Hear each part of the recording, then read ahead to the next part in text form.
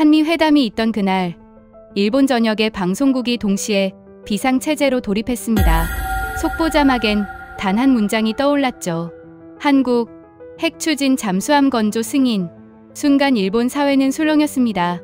기자들은 서로를 바라보며 말을 잇지 못했고 패널들은 얼굴이 굳은 채 중얼거렸습니다. 그들이 해냈다. 우리가 두려워하던 그 일이 결국 일어났다. 트럼프 대통령의 파격적인 결정이 발표된 지 불과 하루 만이었습니다. 일본은 당혹감을 감추지 못하며 이후 매일 울분을 쏟아내고 있습니다. 일본 내에서는 한국이 우리보다 먼저 전략적 자립을 달성했다는 불안이 급속도로 확산되고 있을 뿐만 아니라 핵무장 우려나 안보 위협이라는 표현마저 등장할 만큼 한국의 핵추진 잠수함 건조의 일본 매체들이 매우 날선 반응을 보이고 있기 때문입니다. 모든 시작은 경주였습니다. 2025년 10월 29일 한미 정상회담의 서두에서 한국 대통령은 조용히 말했습니다. 핵무기가 아니라 방어를 위한 추진 연료를 허락해 주십시오. 그 한 문장이 역사의 방향을 바꿔놓았습니다. 다음 날 트럼프는 자신의 SNS에 단 3글자를 남겼죠. 승인한다. 그리고 세상은 또 한 번 놀랐습니다. 첫 건조지가 바로 미국 필라델피아 조선소였던 것이죠. 쇠락한 미국 조선업의 부활을 한국이 이끈다는 사실에 일본 언론은 패닉에 빠졌습니다. 이제 세계는 묻고 있습니다.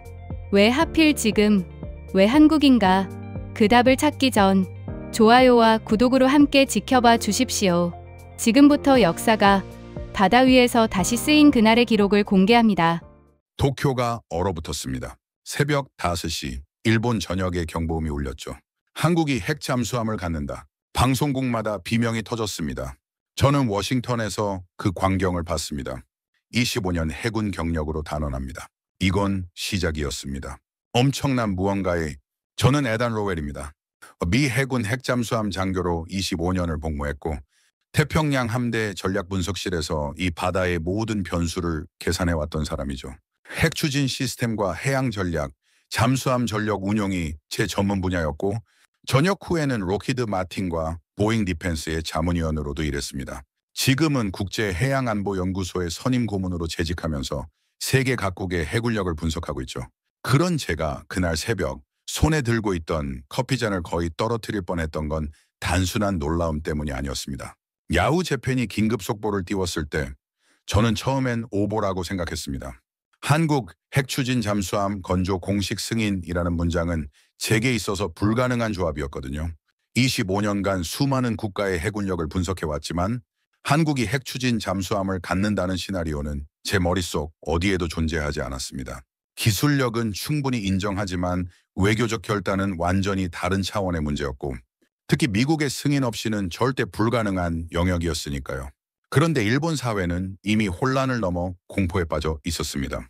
NHK부터 TBS, 후지 TV까지 모든 방송 스튜디오에서 이건 군비 경쟁의 도화선이다 라는 외침이 터져 나왔고 패널들의 얼굴엔 감추지 못한 공포와 질투가 뒤섞여 있었죠. 특히 한 일본 군사평론가가 떨리는 목소리로 한국이 우리를 앞질렀다고 말하는 모습을 보면서 저는 뭔가 제가 모르는 거대한 흐름이 이미 시작되었다는 걸 직감했습니다. 일본이 이렇게 격렬하게 반응한다는 건 이게 단순한 뉴스가 아니라 역사적 전환점이라는 증거였으니까요. 그리고 1시간 뒤 저는 워싱턴에서 긴급 호출을 받았습니다.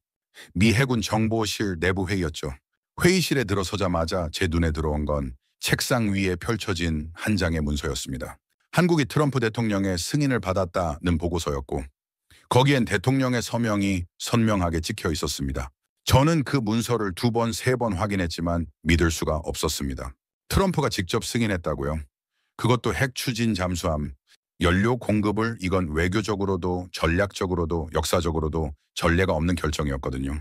회의실엔 무거운 침묵이 흘렀고 저를 포함한 모든 분석관들은 같은 질문 앞에서 말을 잃고 있었습니다. 도대체 한국은 어떤 카드를 내민 거지? 무슨 협상을 한 거야? 그리고 바로 그 순간 또 다른 자료가 제 앞에 놓였습니다. 필라델피아 조선소 인수 문서였죠. 한국의 대기업 하나그룹이 수십 년간 방치되어 있던 미국의 낡은 조선소를 인수했다는 내용이었고 저는 그 보고서를 천천히 읽어 내려가다가 등골이 오싹해지는 걸 느꼈습니다. 이건 단순한 기업 인수가 아니야. 몇 년 전부터 치밀하게 준비한 전략적 복선이었어. 일본 언론은 시간이 갈수록 더욱 광기에 가까운 반응을 쏟아내고 있었습니다. 이렇게 NHK는 긴급 토론회를 열었고 TBS는 군사 전문가들을 총동원해 한국의 핵무장 가능성을 논하고 있었으며 교도통신은 한국이 우리보다 먼저 자주국방을 이뤘다는 자극적인 헤드라인을 일본 전역에 뿌리고 있었죠. 저는 그 광경을 지켜보면서 깨달았습니다.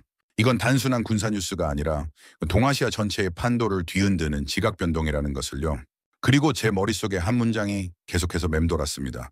경주 정상회담에서 한국 대통령이 트럼프에게 했던 발언이었죠. 핵무기를 탑재하려는 것이 아닙니다. 자주적 방어를 위한 핵 추진 잠수함의 연료만 허락해 주십시오. 단 한 문장이었습니다. 하지만 그 명료하고도 대담한 요청이 미국을 움직였고 일본을 공포에 떨게 만들었으며 동아시아의 모든 균형을 뒤흔들고 있었던 겁니다. 저는 스스로에게 물었습니다. 도대체 그들은 어떤 계산을 한 거지? 어떻게 이런 외교적 기적을 만들어낸 거지? 그날 밤 저는 잠을 이룰 수 없었습니다. 25년간 쌓아온 제 모든 경험과 분석이 한순간에 흔들리고 있었거든요. 한국은 조용히 그러나 확실하게 움직이고 있었고 세계는 이제 막 그 사실을 깨닫기 시작한 것이었습니다. 그리고 저는 알았습니다. Erased this room. 이건 끝이 아니라 시작이라는 것을 경주 정상회담장에서 일어난 일을 정확히 파악하는 데는 사흘이 걸렸습니다. 외교 문서는 언제나 그렇듯 조심스러운 표현으로 가득했지만 제가 찾아낸 회의록의 한 대목은 제 심장을 멎게 만들기에 충분했죠. 한국 대통령이 트럼프에게 직접 말했다는 그 문장 말입니다. 핵무기를 탑재하려는 것이 아닙니다. 자주적 방어를 위한 핵 추진 잠수함의 연료만 허락해 주십시오. 저는 그 문장을 읽으며 속삭였습니다. 이건 협상이 아니라 도전이야. 정면 돌파를 선택한 거야. 제가 25년간 외교 협상을 지켜보면서 배운 게 하나 있다면 강대국 앞에서는 대부분의 나라들이 우회적으로 접근한다는 사실입니다. 조심스럽게 떠보고 여러 단계를 거쳐 조금씩 양보를 얻어내는 방식이죠. 그런데 한국은 달랐습니다. 명료하고 직접적이며 그 어떤 모호함도 남기지 않는 한 문장으로 미국 대통령 앞에 섰던 겁니다. 그 용기가 어디서 나온 건지 저는 진심으로 궁금했습니다. 트럼프의 반응은 더욱 놀라웠습니다. 회의록에 따르면 그는 잠시 침묵하다가 웃으며 말했다고 하더군요. Interesting. Let's make it happen. 흥미롭군. 해보자는 거였죠. 저는 그 대목을 읽으며 머리를 감쌌습니다. 트럼프가 즉석에서 긍정적 반응을 보였다는 건 한국이 이미 그 전에 충분한 사전 작업을 해놓았다는 의미였으니까요. 그리고 이틀 뒤 트럼프는 자신의 소셜미디어 플랫폼 트루스 소셜에 공식 승인 게시글을 올렸습니다. 미국이 동맹국의 핵 추진 잠수함 건조를 인정한 역사상 최초의 순간이었죠. 저는 곧바로 필라델피아 조선소 자료를 다시 펼쳐봤습니다. 현장 사진들이 제 눈길을 사로잡았죠. 수십 년간 방치되어 녹슨 크레인들, 그러나 그 위에는 선명한 태극기가 걸려 있었습니다.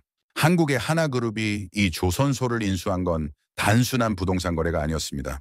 이건 미국 땅에서 미국의 기술과 시설을 활용해 한국의 핵 추진 잠수함을 건조하겠다는 장기 전략의 첫 단추였던 겁니다. 저는 중얼거렸습니다. 미국의 낡은 조선소를 부활시킨 건 미국이 아니라 한국이었어. 이게 진짜 아이러니지. 일본의 반응은 시간이 갈수록 격렬해졌습니다. 처음엔 불안이었지만 이제는 명백한 공포로 변해가고 있었죠. 일본 방송들은 핵무장 가능성을 계속해서 언급하며 국민들의 불안을 자극했고 일부 정치인들은 한국의 군비 증강에 대응해야 한다며 목소리를 높이기 시작했습니다. 하지만 저를 포함한 전문가들은 알고 있었습니다. 핵추진 잠수함은 NPT 조약 위반이 아니라는 것을요. 핵무기를 탑재하는 게 아니라 핵연료로 추진하는 것일 뿐이니까요. 저는 일본 방송을 보며 노트에 적었습니다. 그들의 공포는 법률적 위반 때문이 아니야. 한국과의 기술력 비교에서 뒤처졌다는 자각 때문이지.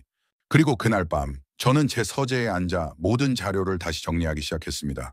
트럼프의 승인 문서, 필라델피아 조선소 인수 계약서, 일본 언론의 반응, 그리고 한국 대통령의 그 한 문장까지 모든 것을 연결해 보았죠. 그러자 하나의 그림이 선명하게 떠올랐습니다. 한국은 최소 몇 년 전부터 이 모든 것을 치밀하게 준비해왔고 적절한 타이밍에 가장 대담한 카드를 꺼내들었던 겁니다. 외교적 리스크를 감수하면서도 자주국방의 완성을 향해 한 발짝도 물러서지 않았던 거죠. 저는 회의록을 덮고 제 노트 끝에 한 줄을 천천히 적어 내려갔습니다. 이건 단순한 무기 개발이 아니다. 저는 한국의 핵추진 잠수함 프로젝트가 갑자기 튀어나온 계획이 아니라는 걸 직감했고 곧바로 과거 자료를 탐독하기 시작했습니다. 국제해양안보연구소의 방대한 데이터베이스를 뒤지던 중 저는 1993년으로 거슬러 올라가는 한 문서를 발견했죠. 김영삼 대통령이 내린 원자력 잠수함 건조 지시 명령이었습니다. 북한이 NPT 조약에서 탈퇴를 선언한 직후였고 한국은 그 위협에 대응하기 위해 자체 핵추진 잠수함 개발을 결심했던 겁니다.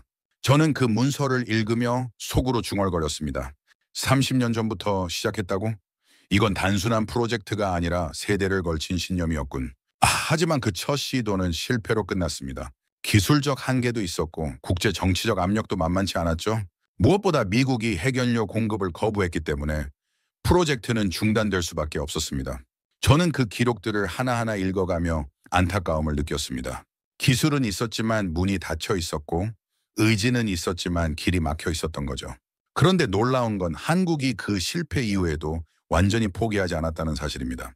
프로젝트는 잠시 동면 상태로 들어갔을 뿐 언젠가 다시 깨어날 씨앗으로 남아 있었던 겁니다. 그리고 노무현 대통령 시대가 왔습니다. 저는 그의 광복절 연설 기록을 찾아서 읽었는데 한 문장이 제 심장을 강하게 두드렸습니다. 우리의 국방은 우리가 지킨다. 저는 그 연설을 반복해서 듣고 또 들었습니다. 그건 단순한 정치적 수사가 아니었습니다.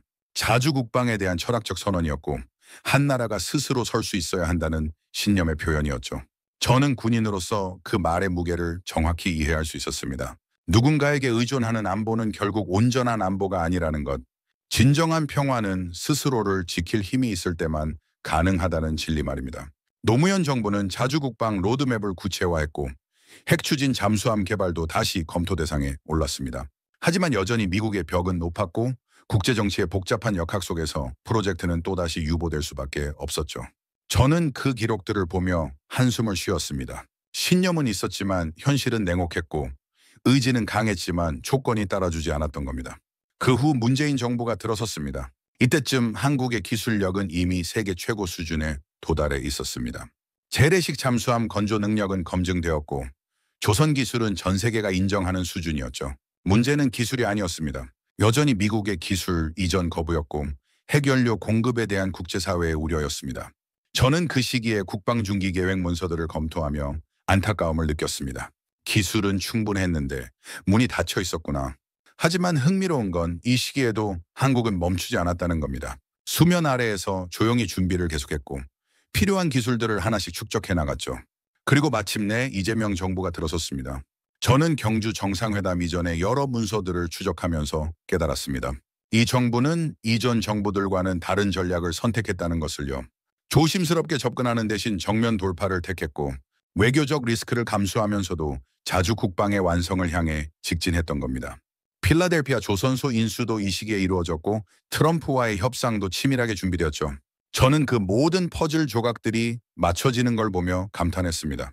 그들은 결국 문을 부셨어. 30년간 닫혀있던 그 문을 일본 언론은 여전히 불안과 울분을 쏟아내고 있었습니다. 한국이 승기를 잡았다는 헤드라인이 교도통신을 장식했고 일본의 보수 농액들은 우리도 핵추진 잠수함을 개발해야 한다고 목소리를 높였죠. 저는 그 반응들을 보며 씁쓸하게 웃었습니다. 일본의 울분은 결국 한국의 성공을 증명하는 가장 정직한 거울이었으니까요. 저는 그날 밤 제 서재에서 모든 자료를 정리하며 깨달았습니다. 한국의 핵추진 잠수함은 하루아침에 만들어진 기적이 아니었습니다. 30년간 포기하지 않은 신념의 결과였고 여러 정부를 거치며 이어진 일관된 의지의 산물이었으며 수많은 좌절 속에서도 꺾이지 않은 결단의 열매였습니다. 저는 노트 끝에 한 줄을 적었습니다. 한국의 자주국방은 구호가 아니라 역사였다. 이 일본 방송들의 프레이밍 전쟁은 날이 갈수록 치열해졌습니다.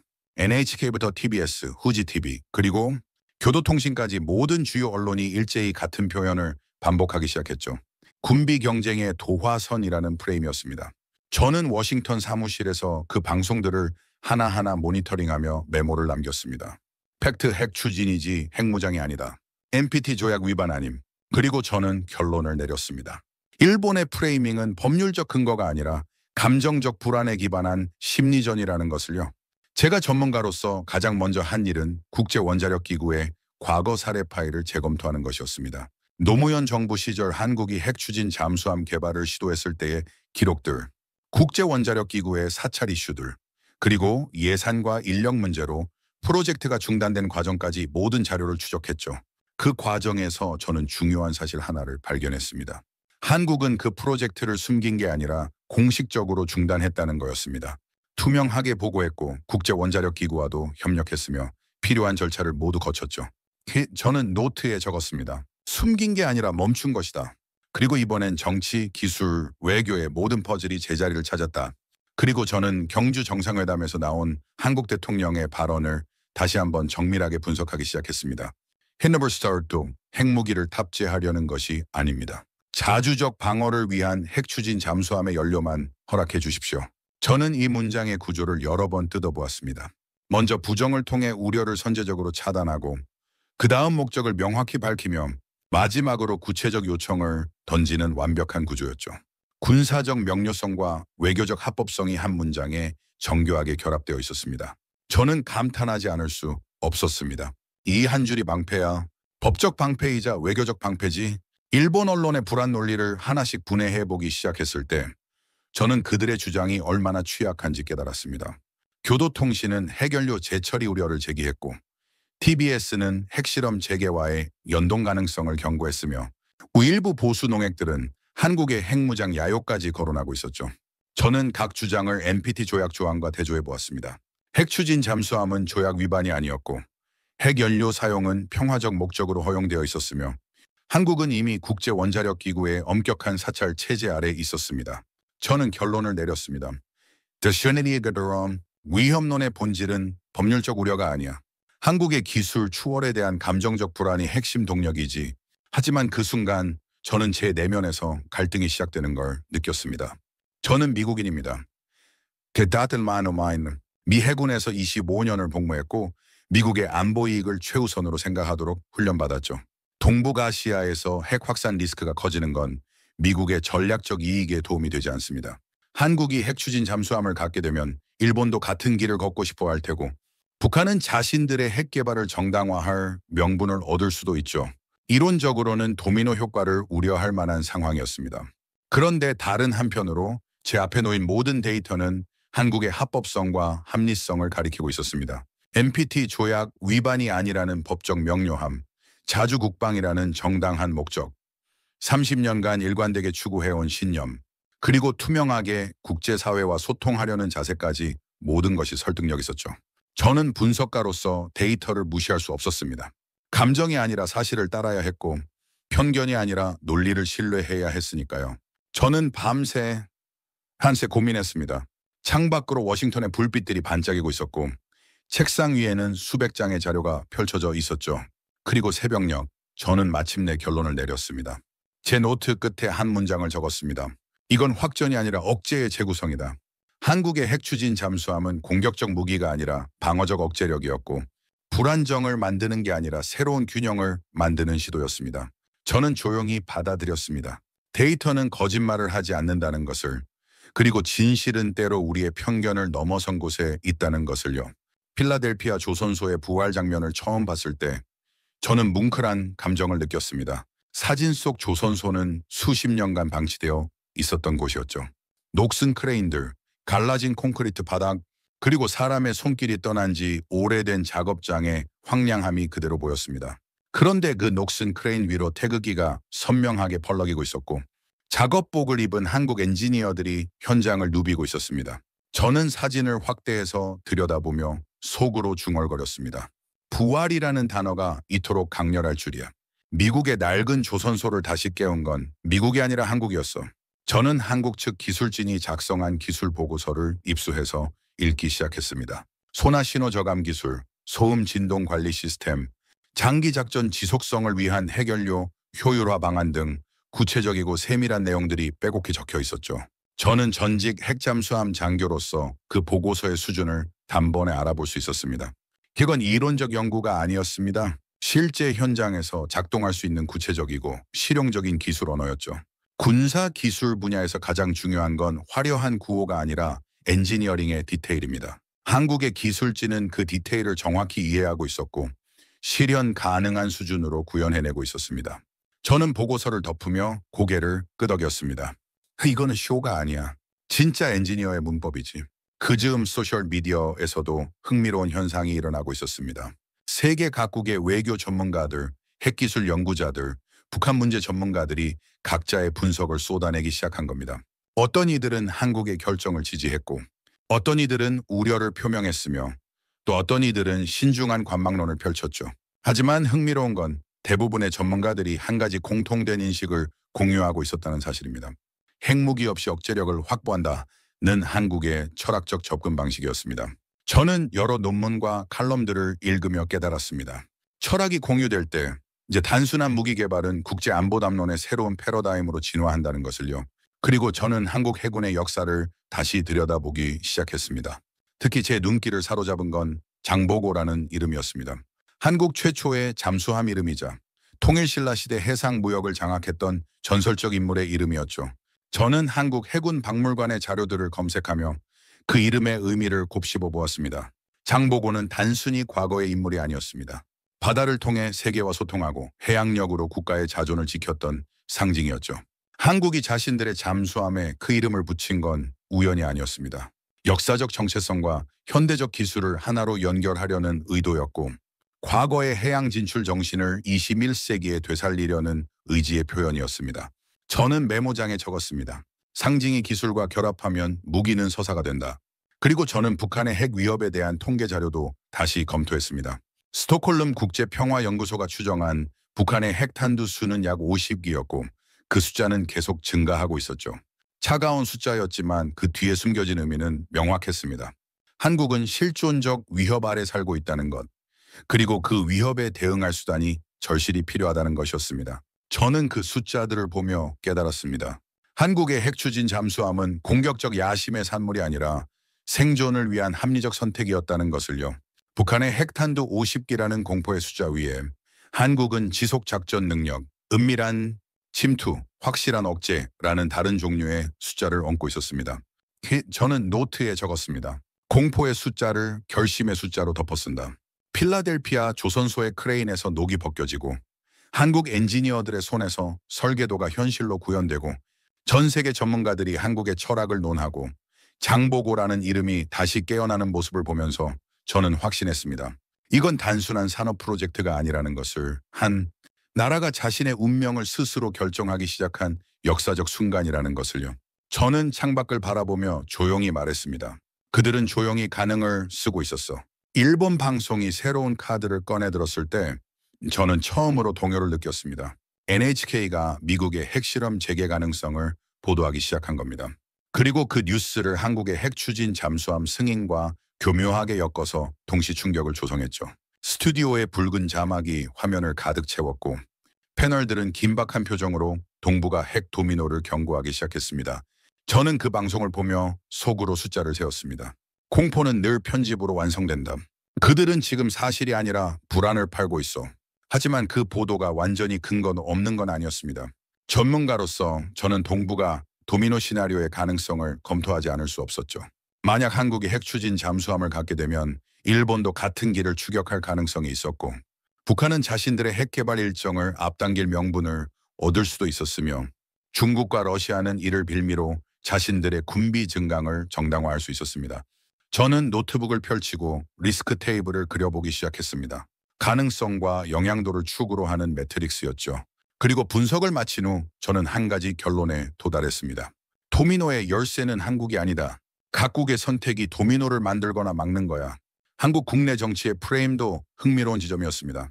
진보 진영은 자주 국방의 신념을 강조했고 보수 진영 일부는 미군 부담 경감이라는 실리주의적 접근을 내세웠죠. 좌와 우가 다른 이유로 같은 결론을 지지하는 드문 광경이었습니다. 저는 한국 언론의 논평들을 읽으며 메모했습니다. 색깔이 아니라 능력으로 판정되는 순간 이념적 구분선이 흐려지고 국가적 역량이 기준이 되는 지점. 한국 정치가 이 프로젝트를 통해 보여준 건 단순한 합의가 아니라 국가적 우선순위 앞에서 정치적 차이를 넘어서는 성숙함이었습니다. 그리고 저는 국제법과 정치의 교차점에서 가장 어려운 질문과 마주했습니다. NPT 조약 비위반이라는 합법성은 명확했습니다. 핵추진 잠수함은 조약이 금지하는 핵무기가 아니었고 한국은 모든 법적 절차를 준수하고 있었죠. 하지만 동시에 지역 긴장을 고조시킬 수 있다는 정치적 우려도 현실이었습니다. 법적으로는 정당하지만 이 정치적으로는 민감한 영역, 그 경계선에서 저는 스스로에게 질문했습니다. 평화를 지키기 위한 칼은 어디까지 허용되는가? 억제력의 윤리는 누가 심판하는가? 밤새 고민하며 저는 역사적 사례들을 떠올렸습니다. 냉전 시대의 핵 억제 이론, 상호 확증 파괴의 논리, 그리고 균형이 평화를 만든다는 역설적 진리까지 모든 것을 다시 검토했죠. 그리고 깨달았습니다. 억제력의 윤리는 추상적 원칙이 아니라 구체적 맥락 속에서만 판단될 수 있다는 것을요. 한국이 처한 안보 환경은 유럽과도 다르고 중동과도 달랐습니다. 북한이라는 실존적 위협이 눈앞에 있고 주변 강대국들의 군사력이 압도적인 상황에서 한국의 선택은 공격이 아니라 생존을 위한 합리적 계산이었습니다. 저는 마침내 제 보고서의 말미에 결론을 적기 시작했습니다. 이건 불꽃놀이가 아니라 소리 없는 방패다. 시험대 위에 올려두고 흔들면 흔들수록 합법성과 기술은 더 단단해진다. 그리고 영어로 한 문장을 덧붙였습니다. 이 디터런스, not 브라바도, 허세가 아니라 억제라는 뜻이었죠. 한국이 보여준 건 과시가 아니라 조용한 결단이었고 위협이 아니라 균형의 추구였으며 확전이 아니라 안정의 재설계였습니다. 창밖으로 새벽이 밝아오고 있었습니다. 저는 커피를 한 모금 마시며 지난 며칠간의 분석을 되돌아봤습니다. 처음엔 불안했고 중간엔 혼란스러웠으며 여러 번 회의했지만 결국 저는 하나의 확신에 도달했습니다. 한국의 핵 추진 잠수함은 동북아의 불안정 요인이 아니라 새로운 균형의 시작점이 될 수 있다는 것, 그리고 그 균형은 공포가 아니라 합리성 위에 세워질 수 있다는 것이었습니다.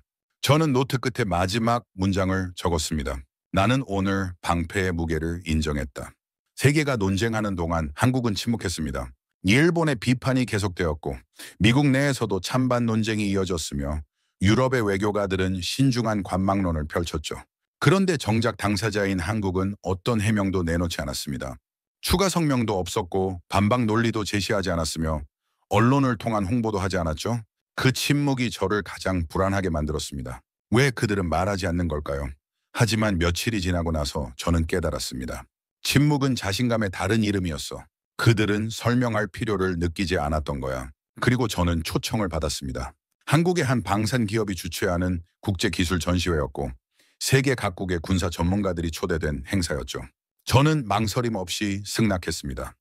직접 보고 싶었거든요. 그들이 무엇을 준비하고 있는지, 그들의 자신감이 어디서 나오는지 말입니다. 서울에 도착했을 때 공항을 나서며 저는 묘한 긴장감을 느꼈습니다.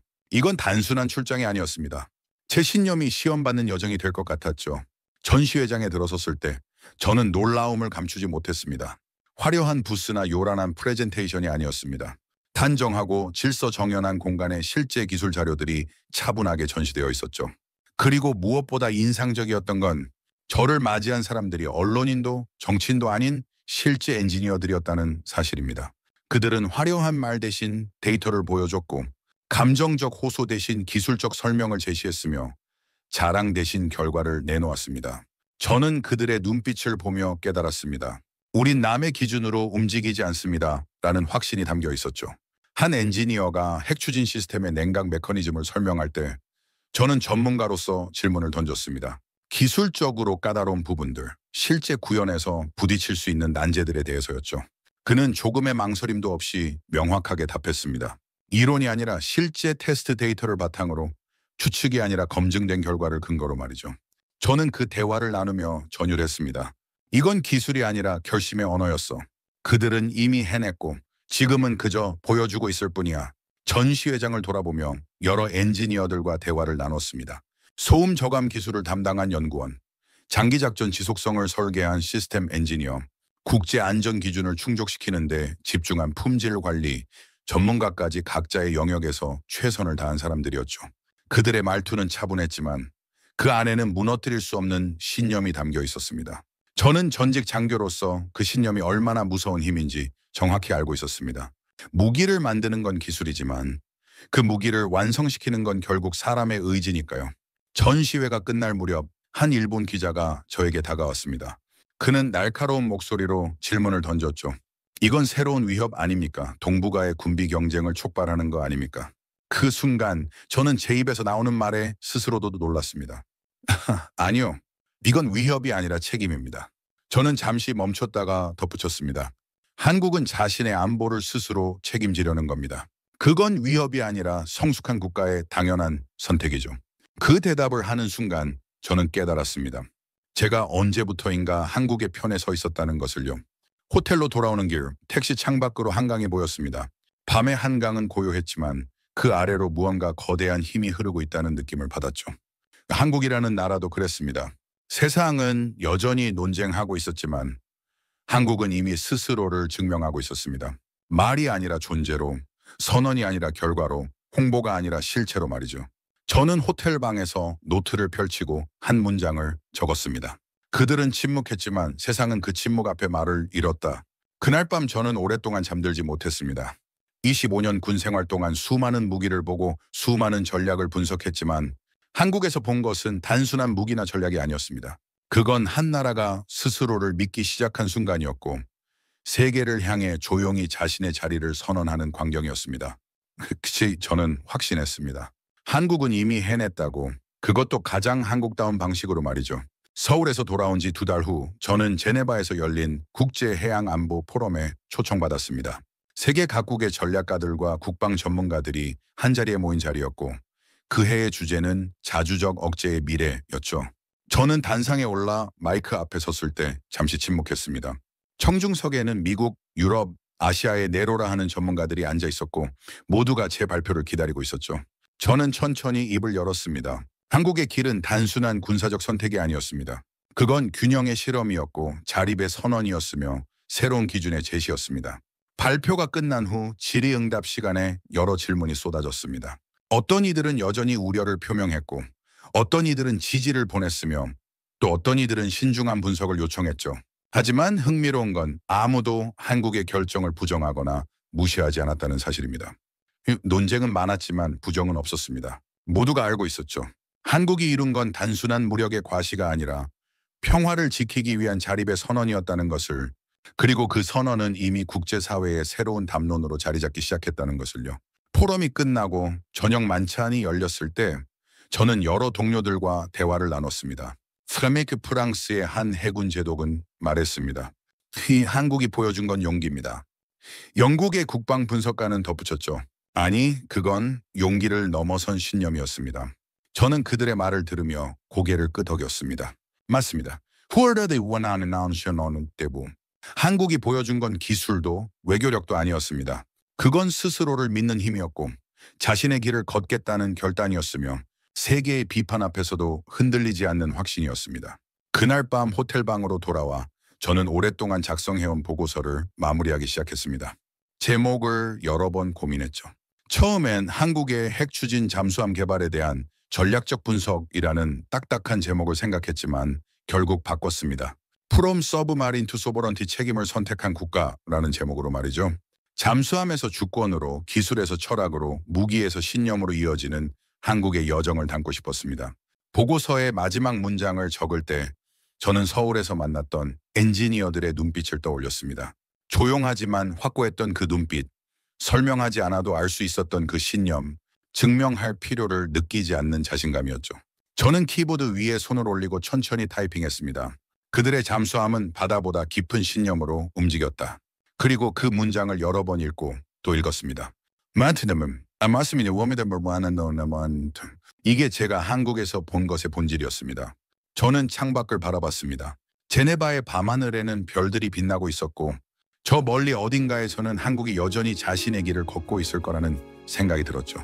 저는 25년간 군인으로 살았고 수많은 전략을 분석했으며 전 세계의 군사력을 평가해왔습니다. 하지만 한국이 보여준 것은 제가 알던 어떤 범주에도 들어맞지 않았습니다. 그건 데이터로 설명할 수 없는 무언가였고 숫자로 측정할 수 없는 힘이었으며 이론으로 포착할 수 없는 의지였습니다. 저는 노트를 펼치고 마지막 페이지에 짧은 메모를 남겼습니다. 나는 이제 안다. 이 이야기는 단지 무기에 대한 기록이 아니라 한 나라가 자신을 믿기 시작한 순간에 대한 증언이었다. 그리고 저는 깨달았습니다. 제가 지난 몇 달간 추적해온 건 핵추진 잠수함이라는 기술이 아니었다는 것을요. 저는 한 나라의 각성을 목격했고 자주국방이라는 신념이 현실이 되는 과정을 지켜봤으며 침묵 속에서 완성된 혁명을 기록했던 겁니다. 저는 컴퓨터를 끄고 침대에 누웠습니다. 어둠 속에서 저는 스스로에게 물었습니다. 힘이란 무엇인가? 그리고 답이 떠올랐습니다. 힘은 무기의 숫자가 아니라 신념의 깊이이고, 힘은 군사력의 규모가 아니라 결단의 무게이며, 힘은 소리의 크기가 아니라 침묵의 확신이라는 것을요. Freedom. 한국은 그 모든 것을 보여줬습니다. 조용히 그러나 확실하게 말이죠. 저는 마지막으로 한 문장을 속삭였습니다.